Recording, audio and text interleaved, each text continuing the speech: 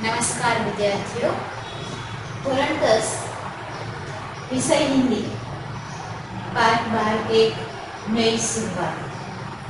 लेखक जाकिर अली रजनीश, जन्म 1975। હવે છેલ્લે જે છે એ આપણે આ પાઠમાં એક નઈ શરૂઆત વિશે વાત કરતા હતા। કેવી રીતે પ્રોફેસર રામીસ અને એના મિત્ર માધવન પોતાના પ્રોજેક્ટ ઉપર કાર્ય જે છે એ કરી રહ્યા છે।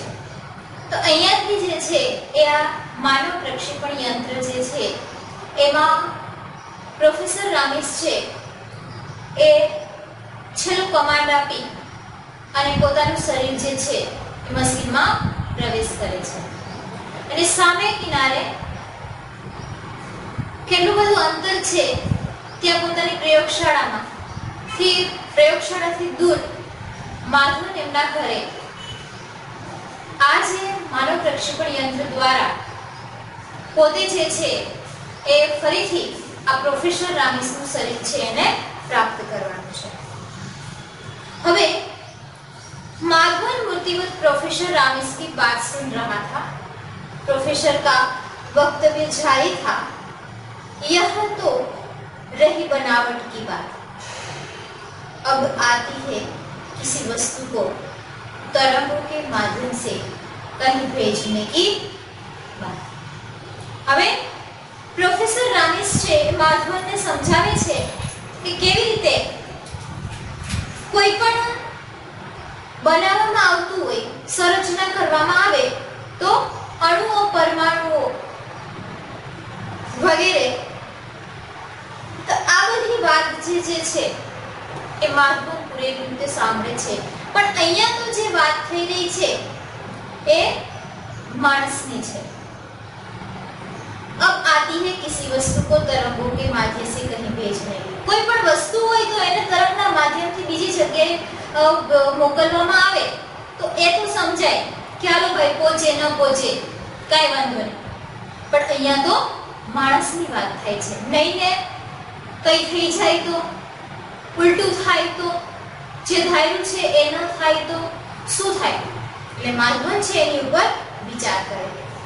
तुम्हें तो मालूम ही है कि ऊर्जा कभी नष्ट नहीं होती। શું કહે છે કે ભાઈ તું તો જાણે છે કે ऊर्जा છે એ ક્યારેય પણ નષ્ટ થતી નથી, એનો પુનર્જન્મ છે એ થયા કરે છે। हाँ, उसका स्वरूप परिवर्तित किया जा सकता है, जैसे विद्युत ऊर्जा को यांत्रिक ऊर्जा में, आणविक ऊर्जा को विद्युत ऊर्जा में। अब हम आणविक ऊर्जा को उदाहरण के रूप में लेते हैं। હવે ઉદાહરણ કે છે કે ભાઈ ઊર્જા છે એ ક્યારે નષ્ટ થતી નથી। જેવી રીતે કે यांत्रिक ऊर्जा છે તો आणविक यानी कि अणु संबंधी ऊर्जा હોય તો विद्युत ऊर्जा એકબીજામાં રૂપાંતરિત થતું રહે છે।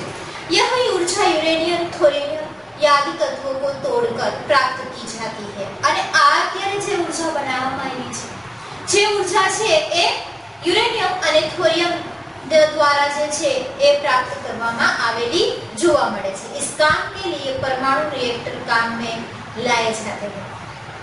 इससे हम यह आसानी से समझ सकते हैं कि किसी भी वस्तु को उसके मूल तत्वों में तोड़ा जा सकता है, और अगर किसी वस्तु को उसके मूल तत्वों में विभक्त किया जा सकता है तो उन मूल तत्वों को आपस में जोड़कर उस तत्वों को दोबारा भी मूल स्वरूप में प्राप्त किया जा सकता है। શું કહે છે કે ભાઈ કોઈ પણ વસ્તુ હોય આપણે એના દરેક પાર્ટ જે છે એ અલગ કરી નાખીએ, હવે ફરીથી પાછા એ પાર્ટ છે એ જોડી દઈએ તો પાછી એ વસ્તુ જે છે હતી એમને એમ થઈ જવાની છે। એટલે એ કહે છે કે ભાઈ આ છે એ અશક્ય નથી। જેવી રીતે કોઈ પણ હોય એના મૂળ તત્વોને અલગ કરવામાં આવે તો ફરીથી પાછા એ મૂળ તત્વો જે છે એને જોડી દેવામાં આવે તો ફરીથી એનું એ જ બની જશે। હા, यह तो है। माधवन ने उसकी बात का समर्थन किया। माधवन કહે છે કે હા, તમે જે કહો છો એ સાચી વાત કે ભાઈ કોઈ પણ વસ્તુ હોય એને આપણે અલગ અલગ એના પાર્ટ જે છે એ કરી નાખ્યા હોય, પાછું આપણે યાદ હોય તો આપણે એ પાર્ટ છે એને પાછા નટ બોલ્ટથી એવી રીતે ફિટ કરી દઈએ તો પાછી એ વસ્તુ બની જાય. પણ જો આપણે ભૂલાઈ જાય કે ભાઈ કયો પાર્ટ છે એ કઈ જગ્યાએ ફિટ કરવાનો છે તો પછી એને મૂળ સ્વરૂપમાં લઈ શકાય नहीं. प्रोफेसर रामिस ने अपनी बात आगे बढ़ाई और तुम्हें यह भी मालूम है कि हमारा शरीर में विभिन्न प्रकार के तत्वों से मिलकर बना है. પ્રોફેસર રામિસ શું કહે છે કે ભાઈ તું જો એ વાત માને છે કે કોઈ પણ વસ્તુ છે એને અલગ કરીને પાછા એના મૂળ તત્વોને જોડીને ફરીથી એ વસ્તુ બનાવી શકાય તો તું એ વાત પણ જાણે છે કે ભાઈ માણસનું શરીર છે એ પણ અલગ અલગ તત્વોનું બનેલું જોવા મળે છે. हालांकि किसी वस्तु और जीवित प्राणी की संरचना में काफी अंतर होता है, लेकिन जो बातें किसी वस्तु के बारे में लागू होती है वही बातें जीवित प्राणियों के बारे में लागू होती है. શું કહે છે કે હા એ વાત સાચી કે ભાઈ વસ્તુ અને કોઈ જીવિત વ્યક્તિ પ્રાણી જે છે એમાં અલગતા જોવા મળે છે પણ અશક્ય નથી. જેવી રીતે વસ્તુના પાર્ટ છે એવી રીતે શરીરના પણ પાર્ટ છે. હા થોડીક એની સંરચના છે એ અલગ જોવા મળે છે અને થોડીક એમાં ધ્યાન પણ વધારે રાખવું પડે કે ભાઈ આ એક જીવિત પ્રાણી છે અને ઓલું છે એ અચેતન જોવા મળે છે.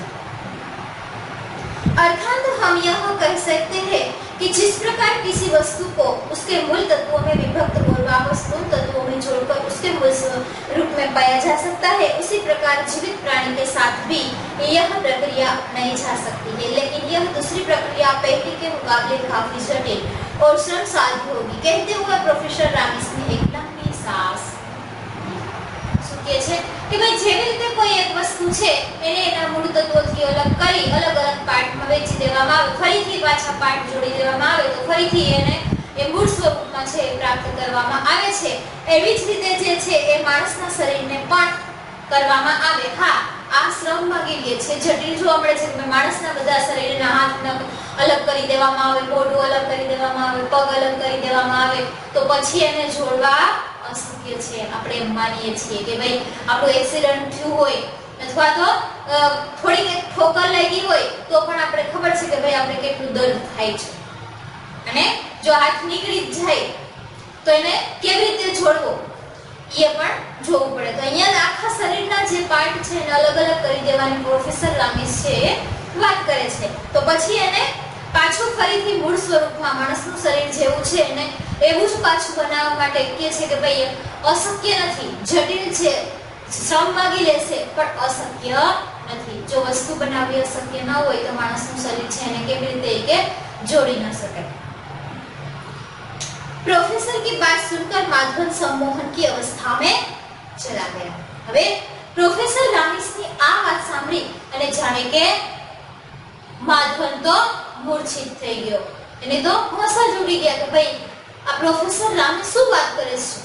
માણસના શરીરને કઈ અલગ અલગ વિભાગ એના શરીરના જે ટુકડાઓ છે એ કરી શકાય અને પાછા એને જોડી શકાય. વસ્તુ છે એ અલગ વાત છે અને માણસનું શરીર પણ અલગ છે.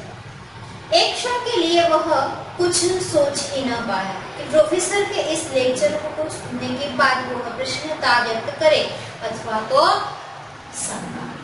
પ્રોફેસર રામિસની આ વાત સાંભળીને એની પાસે કોઈ જવાબ રહેતો નથી. પોતાને સમજાતું નથી કે અત્યારે પોતે જે છે એ એની વાત ઉપર ખુશી પ્રાપ્ત કરે કે ભાઈ પોતે એટલા મોટા પ્રોજેક્ટ ઉપર કામ કરવા જઈ રહ્યા છે કે પછી શંકા કે ભાઈ ખરેખર આવું થાય, કદાચ ને માણસના શરીરના ટુકડા થઈ ગયા, એના બધા પાર્ટ અલગ થઈ જાય અને ફરીથી ન જોડી શકાય તો શું થાય? તો કે ભાઈ માણસ છે એના ટુકડા ભેગા કરીને પછી એના રામ નામ સત્ય જ કરવું પડે, બીજું તો કઈ થઈ શકે નહીં. लेकिन अगले ही क्षण उसके दिमाग में एक सवाल कूदा.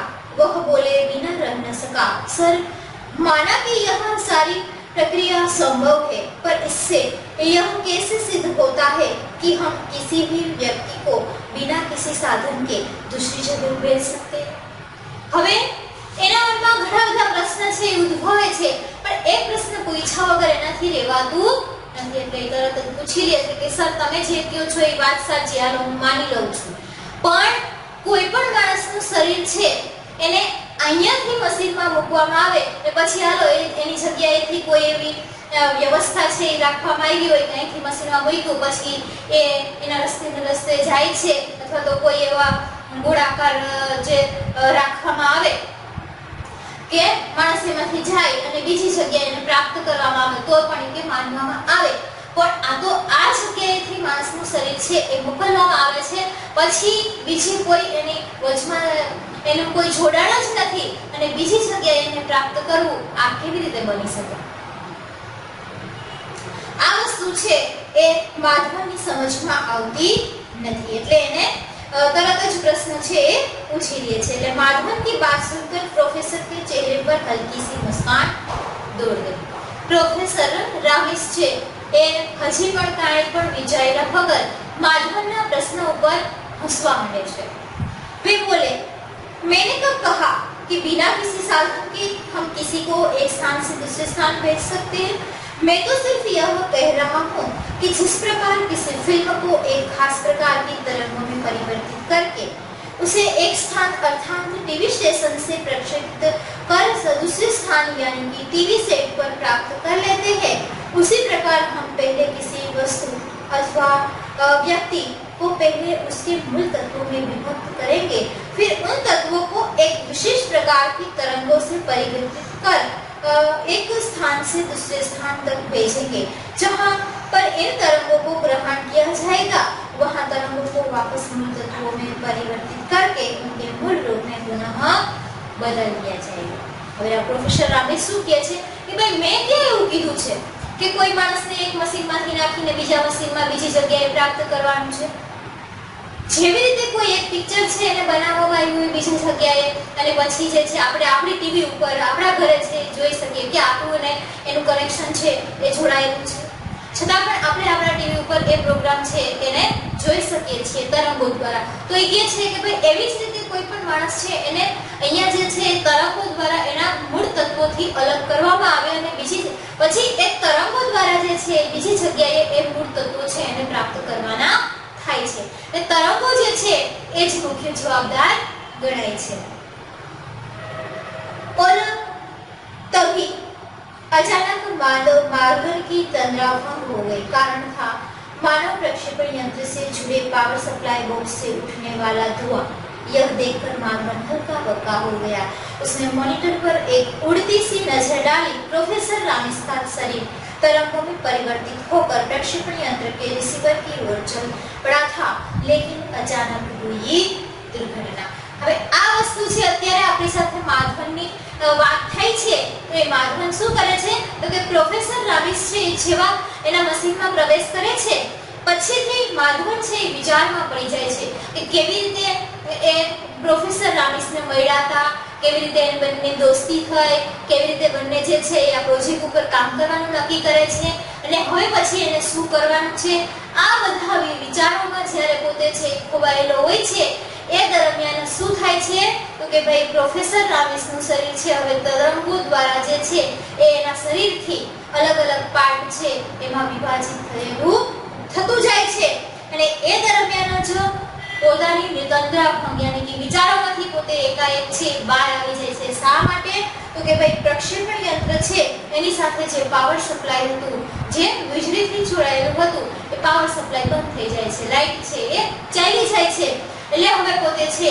એમાંથી ફટાકનારા બહાર આવી જાય છે કે ભાઈ હવે તો કે પ્રોફેસર રામિસનું શરીર છે એ અલગ અલગ તત્વોમાં વિભાજિત થઈ ગયું છે હવે પાવર સપ્લાય છે બંધ થઈ ગયું છે તો આ તરંગો છે એનું જે તરંગો એને મોકલા છે તો એ તરંગોમાં કઈ અદલાબદલી થઈ જશે। હવે શું કરવું એ વિચારોથી પોતે છે એ જાગી જાય છે।